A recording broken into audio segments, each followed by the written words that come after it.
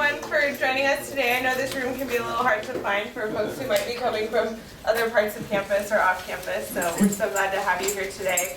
My name is Jessie Brunner. I'm the Senior Program Manager of the Honda Center for Human Rights and International Justice, and in that capacity I direct our research portfolio on human trafficking, so it's really an honor and a pleasure to be introducing my colleague and friend Brooke Axtell today to share her story that she has just published in a new book, which we do have available for sale, I believe, outside or in here. Yes. You can talk to Brooke about that afterwards. But like I said, we're really excited to welcome Brooke here to talk to you a little bit about her book. I really want to emphasize, and I'm borrowing Brooke's words here from the introduction to her book, that this is really a story that honors survivors and is a story of resilience and agency. Oftentimes we see in human rights work, not just around human trafficking, but a number of issues that victims are often relegated to a role defined by their victimhood, as opposed to one that really talks about their agency and their power and resilience. And so I'm really excited that Brooke is here to share that story with us today. And with that, I'm going to introduce my colleague Steve, who's going to moderate the panel, and then I'll give Brooke's intro. So Steve Herschel, he is our program coordinator at the Honda Center. He came to us several months ago from a long career in political and labor organizing, but he also has been very active in the anti-trafficking space for a long time, including through work and volunteer opportunities that he's done in Ghana, Australia, and Washington, D.C. He was also able to teach a course on the subject when he was studying at the University of Amherst, and he is currently undertaking a master's in slavery and liberation studies at the University of Nottingham. So he'll be your moderator today. And I'm very happy to introduce our speaker, Brooke Axtell, who I've come to know probably about, a year or so ago through some involvement that we both have through Sustainable Development Goal implementation around anti-trafficking at the United Nations level. So Brooke is the founder and director of an organization called She is Rising. This is meant to be a healing community for women and girls who are overcoming gender violence and sex trafficking. Her work on this issue, as well as other human rights advocacy, has led her to speak at the 2015 Grammy Awards. So if her face looks familiar, that might be why. She's also been very active at the UN and has spoken at the U.S. Institute for Peace. She's a member of the Speakers Bureau for R.A.I.N.N, which is the largest anti-sexual assault organization operating in the United States, and an advisor to Freedom United, which is a large anti-trafficking initiative. She's the author of her new memoir, Beautiful Justice, which she will share with us today. And with that, I will turn it over to Steve. Thank you. Thanks. I hope we didn't scare people away by saying that the RSVPs have exceeded the room capacity. But we did have an overpouring of RSVPs for this. So thank you for coming. And with that, I'll just promptly turn it over to our guest speaker, Brooke. Thank you so much for being here and sharing your afternoon with us. I am here because I believe that stories have the power to heal and transform not only our personal lives, but to heal and transform culture, and to create the kinds of shifts we need to face the most pressing human rights issues of our times. So I wrote Beautiful Justice because I have, through my own recovery from child sex trafficking and other forms of interpersonal violence, as well as my work advocating for women and girls both domestically and globally, seen a piece of the story that I wanted to be told that I felt was desperately missing, which is something Jessie just shared, which was I understood in raising awareness and educating others that we needed to highlight the reality of the trauma of this kind of exploitation. And yet I didn't see the dignity, the strength, the resilience, and the gifts of survivors being celebrated. I felt that in an effort to mobilize a response, whether it was through NGOs or through media coverage, there was this emphasis on the most sensationalized and brutal details of trafficking and exploitation. And it's not that I believe we should bypass the reality of that trauma and the incredible cost of this type of violence, but at the same time, it felt to me to be dehumanizing because I felt the stories were incomplete. In an effort to awaken people, to raise awareness, I felt that survivors' stories were being commodified and used in ways in which it was really about creating the most extreme visceral reaction, which often left people paralyzed.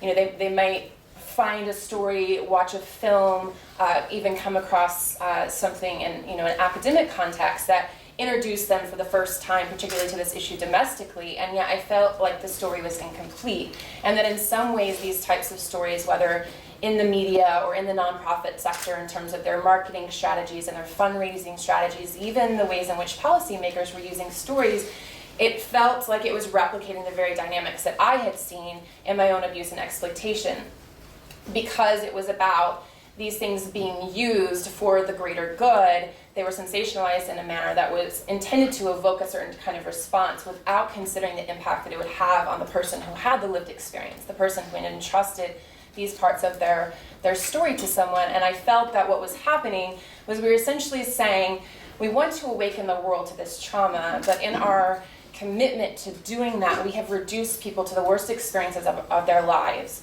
And we have said that your trauma is the most important thing about you.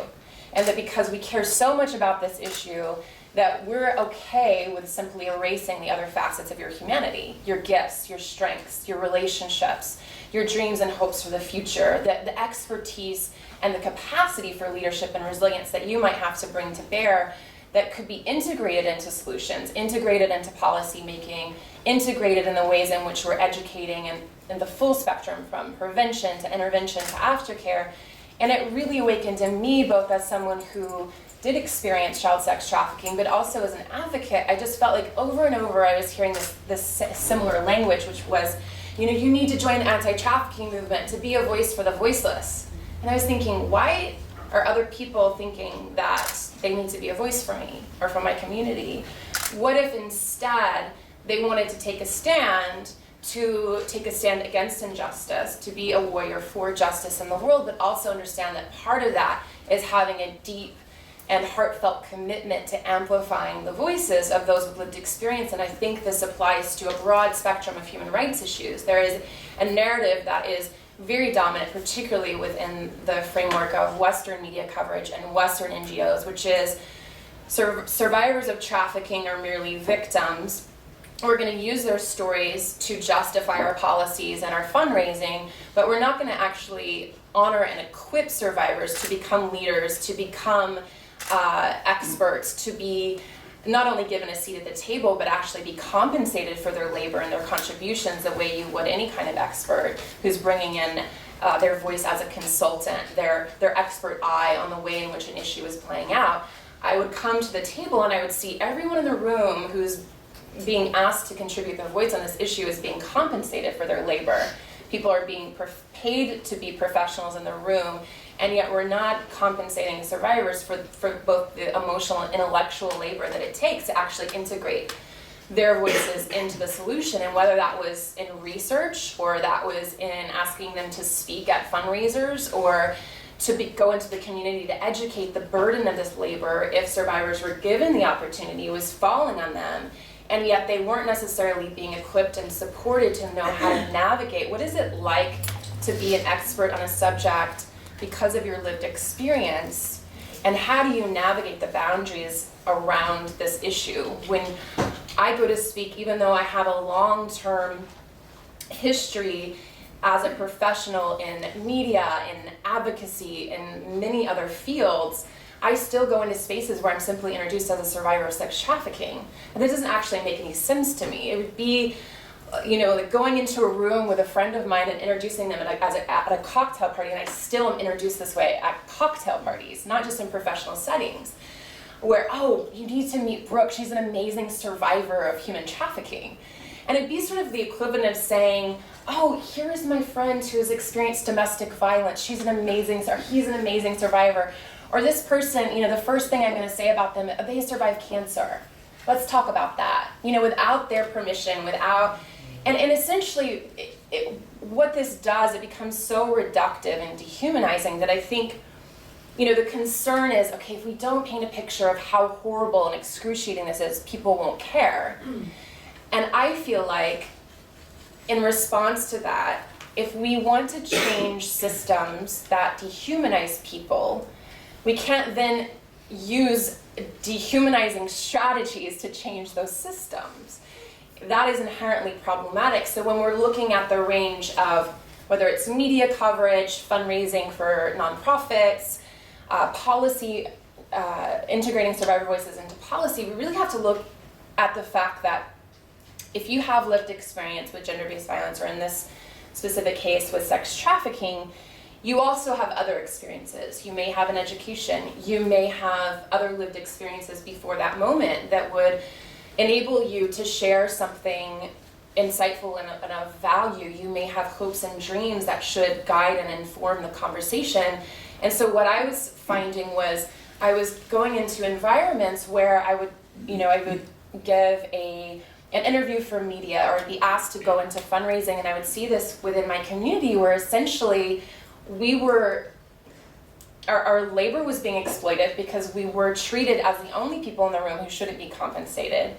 We were expected to recount in excruciating details aspects of our trauma in the name of raising awareness without really being asked to contribute our expertise in other ways, because we're artists and we're writers and we're nonprofit leaders, and we have a vast range of experience just like any other person who has lived with complex trauma. But I feel that in the wake of the growing coverage and awareness, particularly of this issue domestically, that there has been this emphasis on, well, we have to wake people up. We have to make sure people are aware, and then really fixating on the details of the exploitation without a broader context of looking at what are the circumstances in the community and more broadly in which these things are happening. How are these things very similar to what we already know around sexual abuse and partner violence? How is this part of a broader continuum of normalizing violence against women and girls? And essentially, what I was seeing was that sex trafficking was being placed in this separate, discrete category over here. And I'm focusing on this domestically when I'm speaking about this. And that partner violence, dating violence, and sexual assault was over here. And these forms of violence against women and girls, or violence that disproportionately impacts women and girls, is treated as something that we know happens in our community. It's very prevalent, it's a challenge, but it's something we're more familiar with. And then over here, there's sex trafficking, and it's sensationalized, and it's extreme, and it's something we can't fathom would happen to anybody that we might know, right? But the reality is, I see it as part of a continuum of the normalization of violence against women and girls, and essentially sex trafficking is just sexual assault for profit, right? Whether the psychological coercion and manipulation that happens puts the victim in a position where they perform the appearance of consent, it's essentially sexual assault for profit. And the reality is that we cannot address sex trafficking in a really substantial and meaningful way unless we're willing to look at why are our rates of sexual violence and dating violence and partner violence so epidemic. It's really not that difficult to imagine how in a culture where approximately 1 in 6 women will be sexually assaulted, approximately 1 in 4 women will experience partner violence, it's not hard to imagine how you could take those forms of violence and simply monetize them. It really is not that separate, and I think that is something that needs to be addressed in terms of the dehumanizing aspect of a lot of the stories, is because as soon as we make something so other and so foreign, whether we're looking at the populations who might be exploited or we're looking at the narratives of survivors, what I find is by focusing on the most extreme and sensationalized details, we're missing very important connections that need to be made in terms of the solution, in terms of policy and prevention, in terms of education.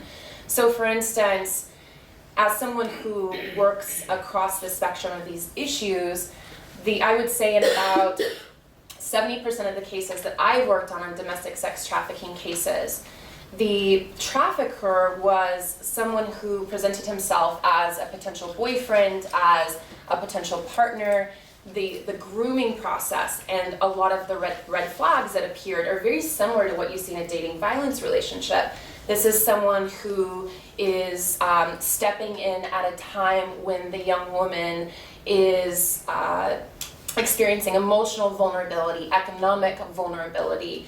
We know that our foster care youth, runaway and homeless youth, as well as youth that are in and out of drug rehabilitation treatment centers, that all these vulnerabilities are places where a trafficker can step in and exploit the individual. But I think what's really important about that is recognizing that as long as we're looking for this narrative of either it only happens in developing nations, or if it happens domestically, it's only foreign nationals, and it's a very limited scope of how this happens. It's, somebody's being kidnapped or smuggled across our borders.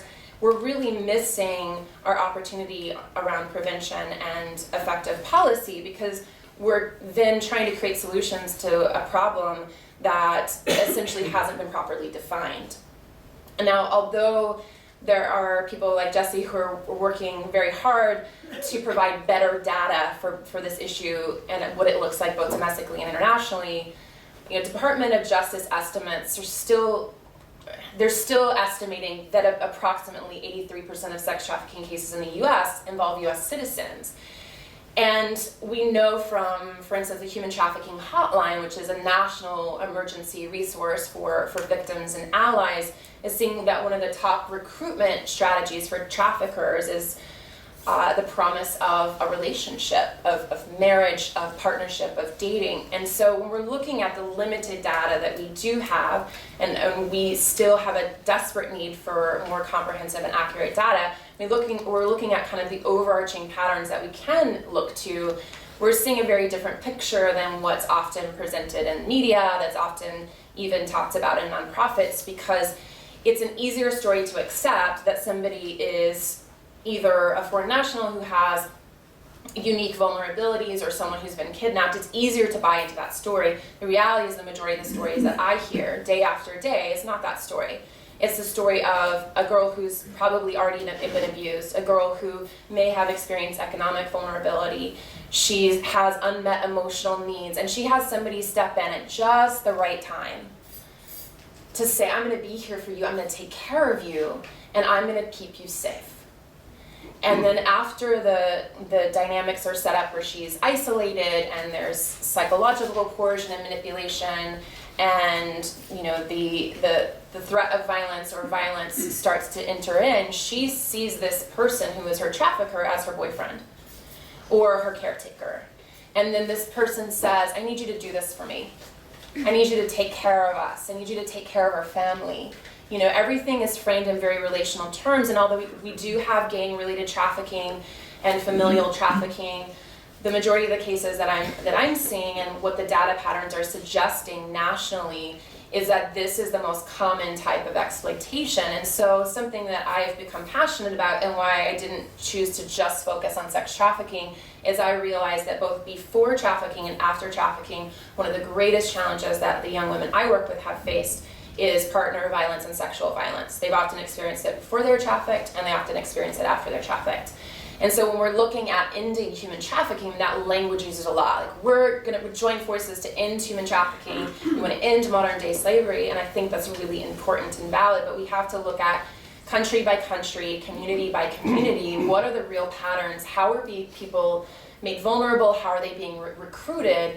And then as we're looking at that aftercare piece, what are the ways in which we can speak to the inherent strength, the gifts, and the passions of this human being who has so much to give, who has essentially been told that all they are is a sexual commodity to be bought and sold. And I think when we talk about ending human trafficking, we have to look at broad systems change, but we also have to have that systems change informed by the deeply intimate realities that a survivor is living in. And one of the greatest challenges that I see is what I think of as the internalized oppression that survivors carry. I love the work of Brazilian educator Paulo Freire, and he talks about internalized oppression. And most of his work was focused on poverty and oppressive political regimes, but I think the core philosophy applies, and he talked about the fact that when somebody's been oppressed long enough, they internalize the image of the oppressor, and they adopt the oppressor's guidelines to the point that they become fearful of freedom.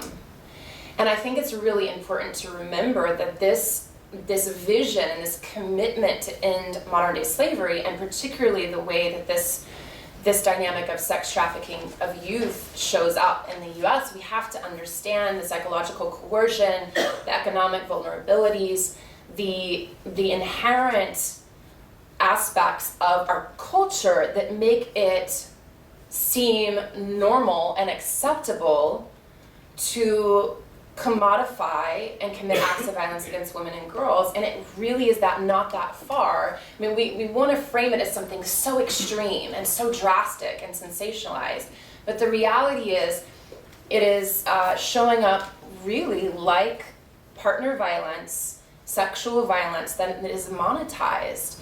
And I think when we start to make those connections, we realize then we have to start much earlier in our prevention education and looking at how do we equip young people to create healthy relationships, to express healthy sexuality, and then to understand what are the red flags and warning signs of an abusive relationship, emotional abuse, physical abuse. What are those dynamics and how do they show up in the beginning? Because for a lot of the women and girls that I've worked with, before they're trafficked, this person has stepped in and they have certain ways of presenting that are very similar to what you see in a domestic violence relationship. And so I think if we can start earlier in making those connections and helping them to understand what grooming looks like, you know, the praise, the gifts, the ways in which somebody might choose to isolate them and turn them against family and friends, the ways that they might start to exercise increasing control over their phone, over where they can go and who they can speak to. These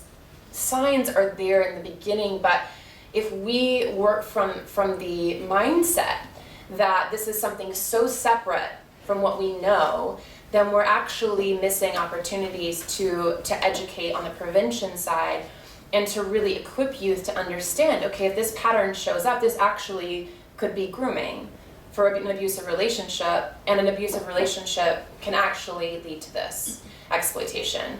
So I have found that one of the hardest pieces for the young women that I worked with is just the fact that a lot of them had unmet needs for love, affection, and safety.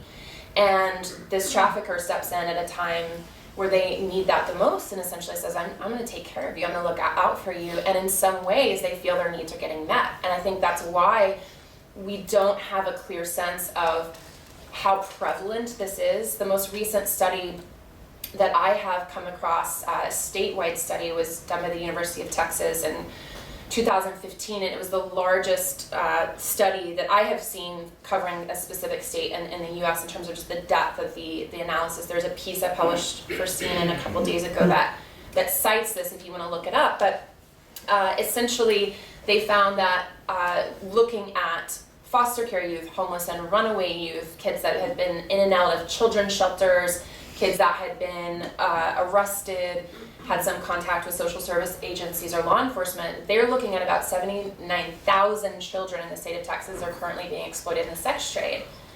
Now, our national estimates years ago were at roughly 100,000 kids a year, and there's been a lot of argument around, the validity of the data because we really have a lot of gaps in terms of the research right now, and that's something that needs to be addressed. But I think if we can start by looking at cities and states and mapping that out more comprehensively, we're actually going to see that the numbers are much higher, because before we just simply weren't tracking the way in which it's actually happening. And so I think the numbers, I don't know that the rates of trafficking have actually increased, and that's something you'll hear a lot in the media of, like, oh, the trafficking rates have skyrocketed. I don't know that that's actually true, but I do think from a data perspective that we are seeing that it is being documented more because people are actually looking for it in a different manner. They're actually looking and asking the questions. I mean, often when I meet a young woman for the first time, she might say, oh, well, I wanted to do this for my boyfriend, even though she was 15 years old, right? And then we have a conversation and they say, well, what would happen if you didn't work that night? Well, I would be beaten. I'm like, okay, so that's not you choosing to do this work, and you're underage, and and we have these conversations about what that means, but it's so indoctrinated for them to think that it's their fault, that it's it's all on them, that just not having the context. I have to, I can't say, were you trafficked, because they will say no. I have to ask questions that really lead, I would say, well, did you have control over your body? Did you have control over your money? Could you go wherever you wanted to? and it's always no, no, no, no, but still they'll say, well, I chose this. And then it takes some time to really unravel that. Well, if we don't understand that internalized oppression and the psychological coercion, and we just take everything at the surface level, then we're not going to actually able to document what's really happening in the prevalence, because we just don't know what we're looking for.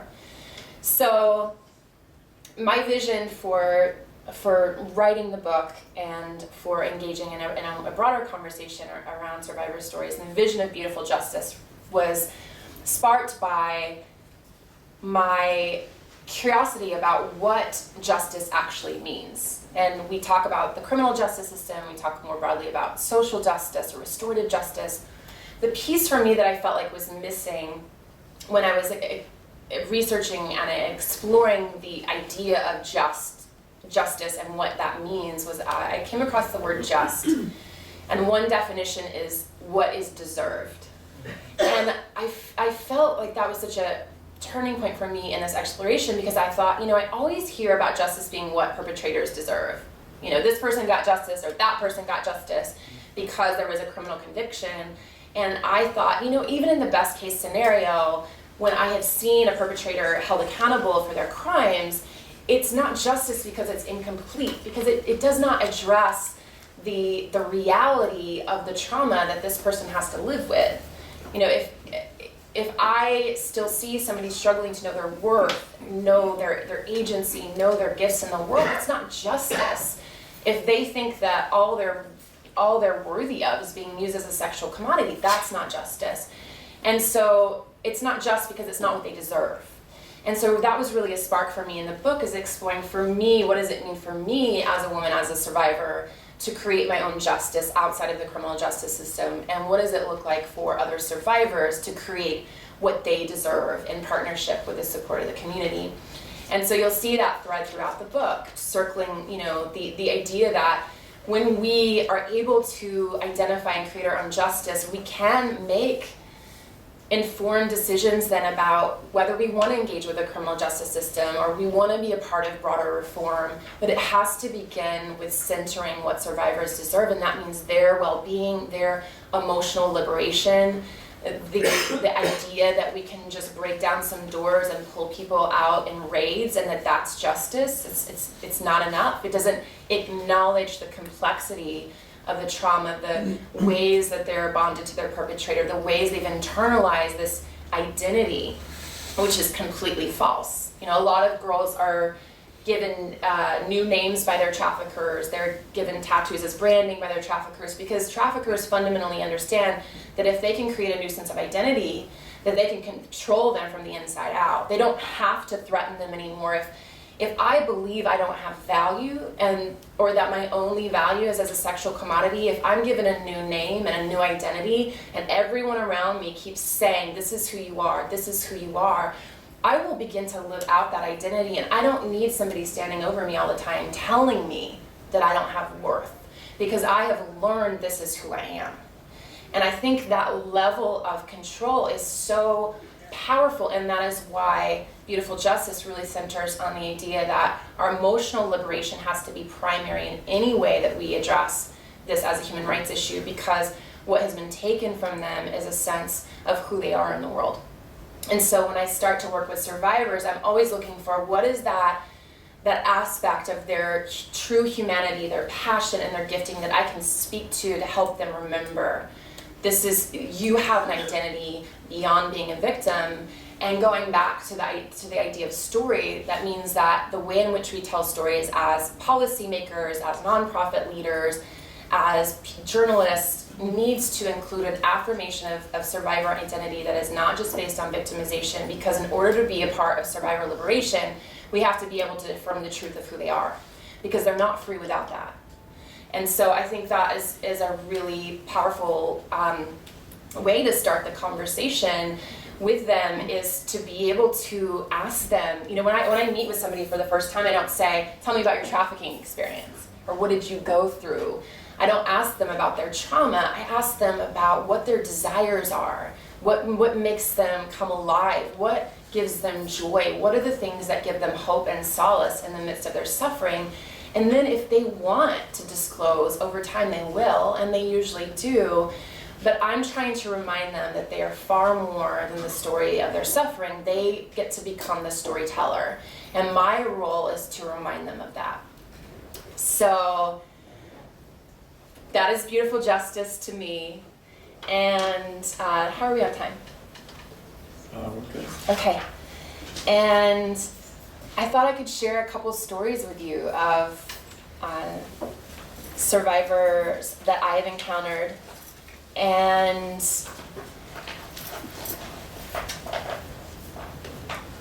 then eventually then I might share a poem with you too. And then we can transition into our Q&A. I know some of you have to leave at 1. We'll be here through 1:15, but if you need to leave, I'll try not to have my feelings hurt. Just blow me a kiss on the way out. It happens to every speaker, I assure you. That's okay. So, let's see.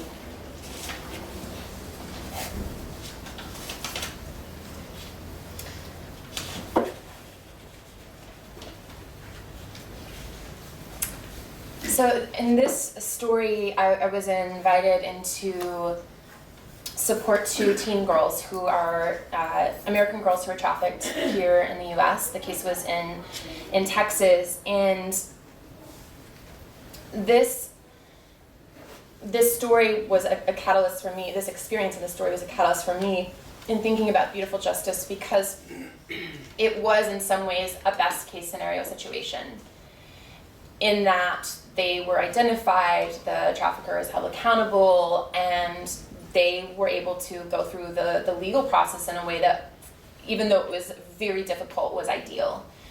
And yet also I had the opportunity to spend time with them afterwards and be a part of their healing process. And although I won't share that piece in the story, I was thinking after that trial, everything went as it should have ultimately been played out in this scenario, and yet they still had the aftermath of feeling like their identity was anchored in this person and in this experience. And so I thought, if this is the best that we can do for them, and we've done everything that we possibly can to make sure there's accountability, then clearly something is missing, and this is not enough, and this is not justice to me.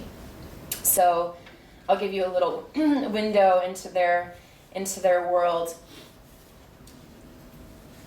This section is called Now I Live.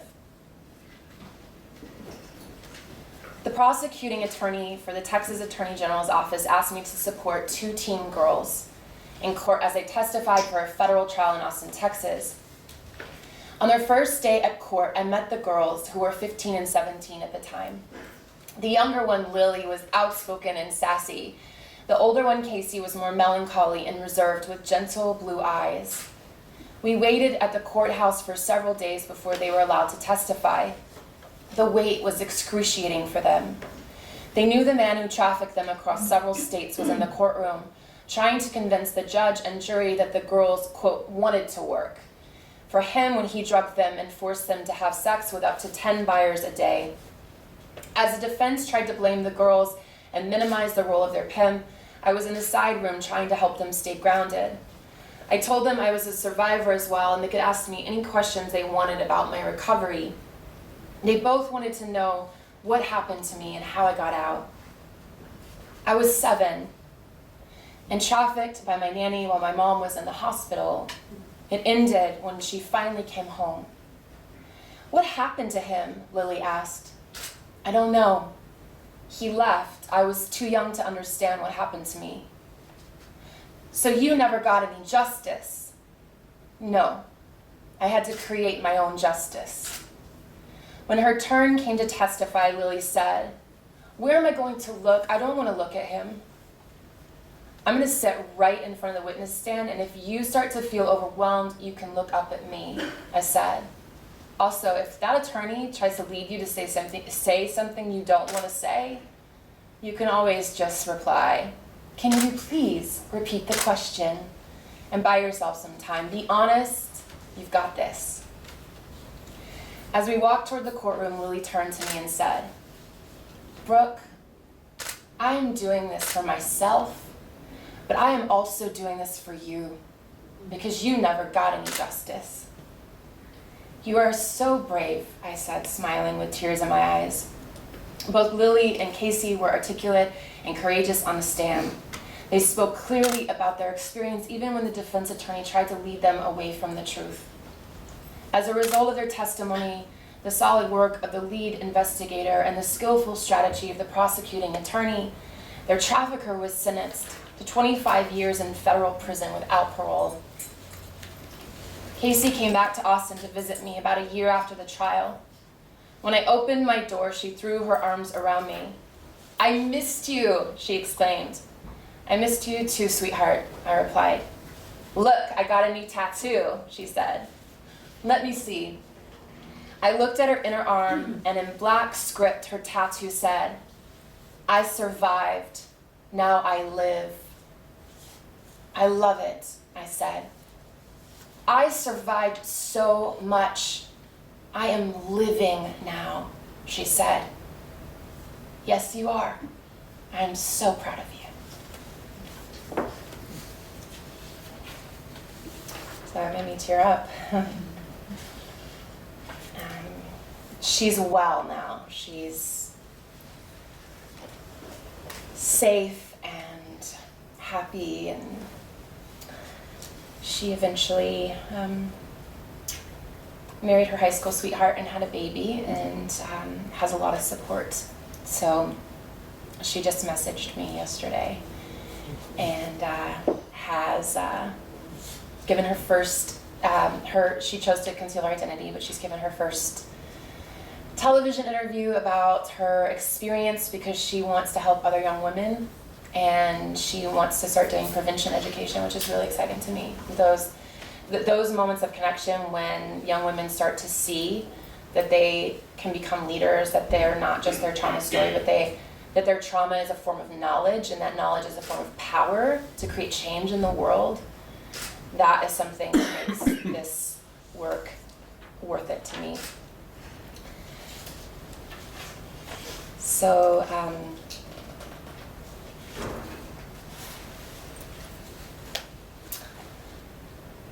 I'll share one more short story in a poem, and then we can go to Q&A. Great. Okay. So I was invited to speak at an event in Bangkok for the United Nations and some other organizations with about 40 members of parliament members of parliament from over 40 Southeast Asian countries, so I need to clarify that. And it was an incredible opportunity because they were looking at how do we make better policy to address gender violence and human trafficking, and then I spoke specifically on strategies policymakers can use to integrate survivor voices into policy making. So I won't share all of that. So that's sort of the backstory, and I knew we were staying at this luxury hotel, and I knew that very close to where I was staying was the red light district. And I wanted to spend time with some young women who were in a recovery community there. And I also wanted to go down to the red light district and see what was happening and how the exploitation was occurring in the area. So actually I'm gonna stand up for this, and I'm not used to speaking while sitting. And I also wore fancy shoes for you guys, so. Because, it's a special occasion, so. Gotta, show them off a little bit. Okay, so.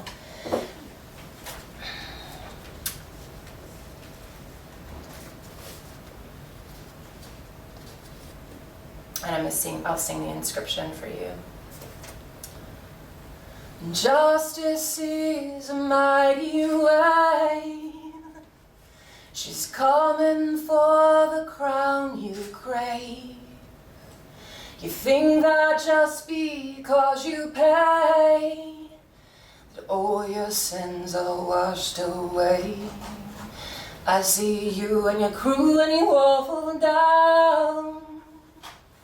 I see you and your crew and you all fall down. And the red light girls, and all the red light girls, all the red light girls rise from the ground.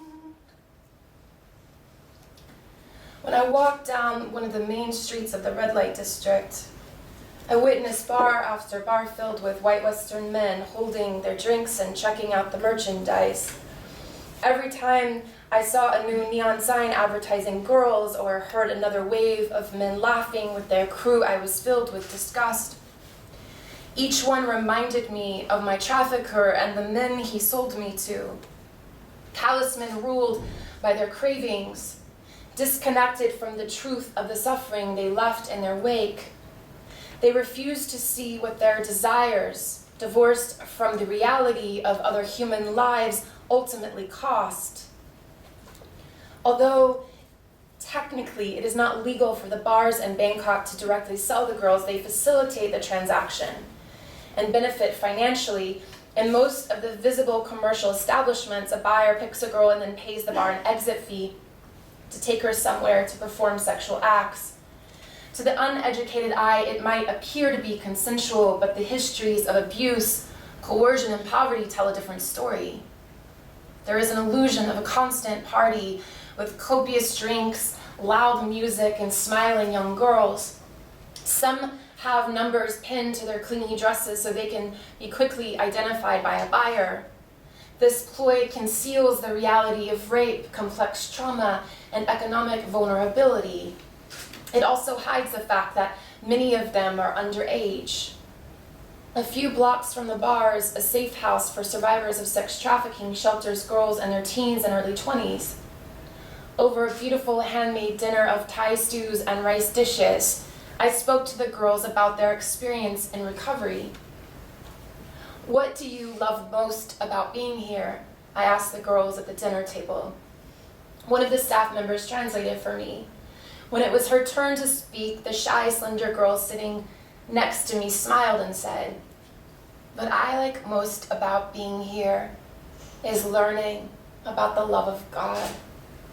She beamed as she shared this, her face illuminated from within. "That is beautiful. Thank you for sharing that with me." I replied in awe of her response. After walking past all the buyers, all the sellers, all the girls still trapped in poverty and exploitation, her answer pierced through my disgust and gave me hope. God was in the red light district. I saw her in the faces of these radiant girls. "My favorite part about being here," another young woman said, "is our Christmas parties. Every year during Christmas, we host a party and invite all the girls from the bars to come, so we can give them presents and show them love." One of the staff members explained, "We pay the bar owners a fee for any of the girls who want to come. It's the only time of year when they can receive. People are always taking from them."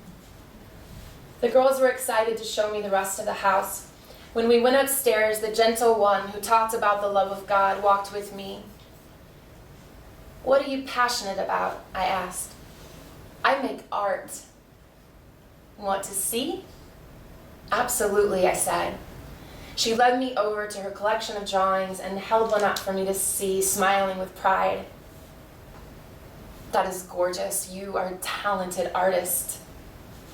"Thank you," she said with quiet confidence. She spoke like a person who has started to grasp her own worth. I left my dinner with the survivors of Bangkok filled with hope. After all they endured, they are living with the joy of loving and being loved. They are learning the truth of their spiritual identity and purpose. Love found them in one of the most loveless places on earth. In the past, they were told they were nothing more than sexual commodities to be consumed by men with greater power and privilege. Now they were preparing for college and spoke with excitement about their dreams for the future. As I watched the sunrise over Bangkok the next day, I could see that the light within these young survivors was far fiercer than the violence that was forced on their bodies. Justice is a mighty wave. She's coming for the crown you crave. You know she never was a slave, just taken down, taken down, taken down, taken down into the red light. into the red light.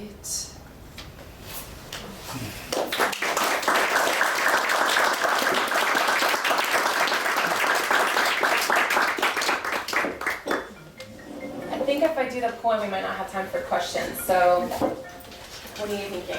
That's the alarm that says it's time to move to Q&A. Okay. All right, let's do it then. All right. Oh, and I wanted to say before we get into that I am doing I'm doing a book drive for survivors, so donating books to trafficking recovery programs, domestic violence shelters, and sexual assault crisis centers.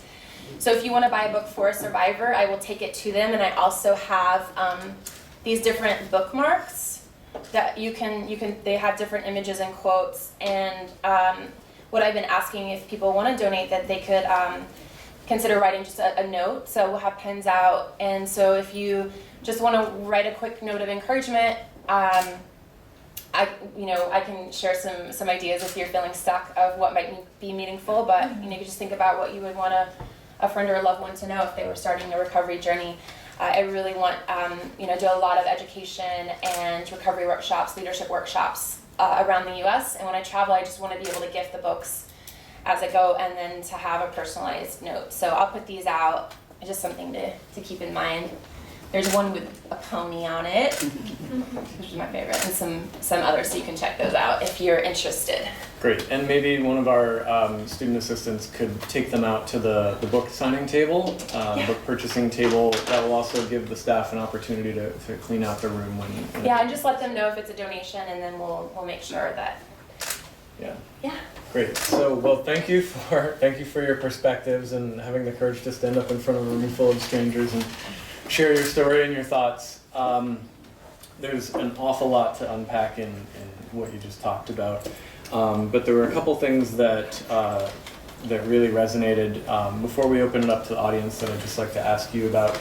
And one is about, early on you said that there's an emphasis oftentimes in the NGO world and in the media to focus on the most sensationalized parts of trafficking. Mm-hmm. And I would argue particularly trafficking for sex. Yes. And just a simple Google image search of human trafficking or sex trafficking will show you a lot of images that are not representative of anything that Brooke just talked about. You'll see a lot of images of chains and ropes, and particularly young women with very little agency expressed. So there have been campaigns to let the media and the NGOs and just ordinary people know about the way that they should approach representations of survivors and this process, this phenomenon, this experience that they have. One of them that, if anyone's interested, I would urge you to check out is a guidance note from Liberty Asia and Chab Dai and a few other organizations on the use of victim and survivor representations. And I don't need to go too into depth about it, but the four main principles that they articulate are the choice of the image and the text should be respectful of the victim, the choice of the image and text should be representative of the issue itself, respect the victim's privacy and dignity, and obtain prior consent, be transparent, and be accurate. And most of us in here aren't in the media. We're not communications professionals. But as you talk about and discuss trafficking, slavery, and other related practices, these are probably things to just keep in mind. And so you talked about this process of almost being commodified for the use of NGO marketing and fundraising and whatnot. And I'm sure for a class of individuals who have been commodified, that this is part of their lived experience, to be commodified and again in a different way must be pretty difficult. And so I'm just wondering if you could talk a little bit about that, either on a personal individual level, or in terms of the process and how it plays out in the world around us in terms of representations.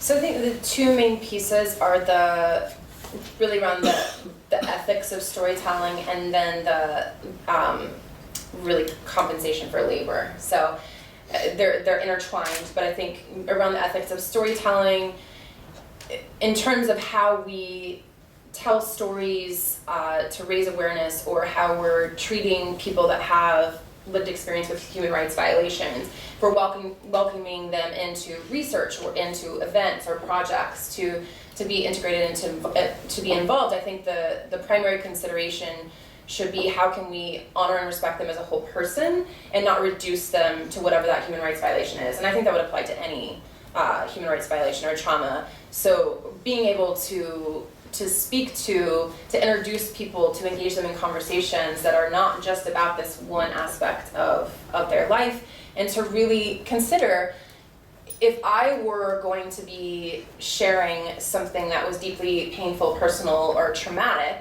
in a public sphere, how would I like to be treated? And I think, we may not, all know what this kind of exploitation feels like, but we all know what it's like to have trauma and loss. And no one wants to be reduced to the most painful experiences of their life. And so I think cultivating that empathy and reflecting on how would I like to be treated in those types of spaces? How would I want someone to speak to me, to engage with me, to acknowledge, that they are not just a trauma story, that they're a human being, and to have ongoing and open conversation about what language are you comfortable with? How would you like to be introduced? What aspects of your life experience or professional experience would you like to be acknowledged? I can't tell you how many times I've gone into a space, and even though I have professional expertise in education, I'm just introduced as a trafficking survivor. And I think that's an example of something that's so reductive and dehumanizing, because yes, I speak about that, I have lived experience, I also have a lot of other experiences in my life, right, that are relevant and that could come into play. So I think the ethics of storytelling, and then compensation for labor. If you're having somebody consult or speak for, your fundraiser, particularly if you're raising money, right? Not everyone has a large budget, but just to have conversations around money, because if somebody's been exploited in the sex trade and generated revenue for other people through their time, energy, and labor, or they've been exploited through labor trafficking, and then we want them to come in for the greater good and do that, but then we don't want to compensate them. I mean, I've had to constantly teach people, if you're going to ask my community to consult for you or be a part of research, you need to pay them for their labor, So, I mean, obviously I have more freedom and in this stage of my career, what I will donate and what I won't, but if somebody's just getting started and they don't have the language or the understanding, then they go in a situation, they end up feeling used and re-traumatized. So I think it's just important to remember that we should both see people as fully human, engage them and a conversation around what language they use and how they want to be introduced. And don't be like, oh, here's our survivor, or there's so many times like, oh, here's Brooke, our survivor speaker, and I'm like, I don't even know what that means. Like, that doesn't even make sense to me. And they mean well. They mean it as something like, oh, that's inspiring that she's overcome this. But to me, it just feels like I'm an actual person. Sure. Right. So I think just recognizing people have other experiences. So. For sure, and just to come back to representations, a lot of the most compelling images that I've seen by photographers, for example, showed people at work at gold mines in Ghana, brick kilns in India, but that's all it focuses on is them and the work that they're doing. And we are often defined by the work that we do, but to not tell the backstory of what did you do before this? What did you like to do when you actually had time and you weren't working for someone else all the time? Or what are you doing now? That's if they've exited exploitation, what are you doing now that is life-giving for you, that lights you up? What are your dreams for the future? How can we support that? And making that the focus rather than, oh, you serve a role in the story we want to tell about this issue, and let's just kind of like put you in the narrative we've already created, but just having curiosity, just the way we would with anyone we're just getting to know for the first time. For sure. And not asking really invasive and inappropriate questions about right. their experience. I mean, if it's in the context of research,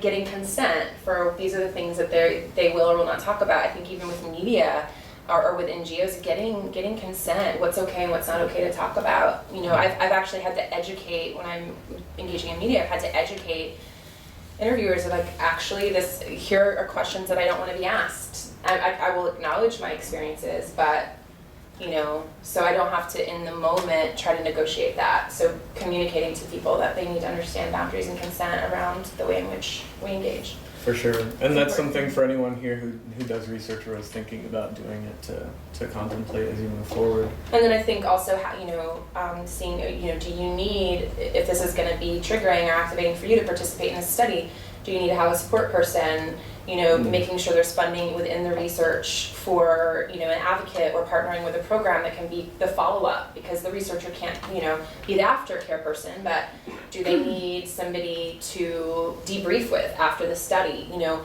I really like, I've done some projects with Thorn where, you know, they do the research on the online pieces of trafficking, sex trafficking, and they're really good about getting informed consent. They're really good about making sure NGOs have funding for their advocates for the aftercare. I mean, they're really looking at how do we do this in an ethical manner. So they're a good example, I think, of that.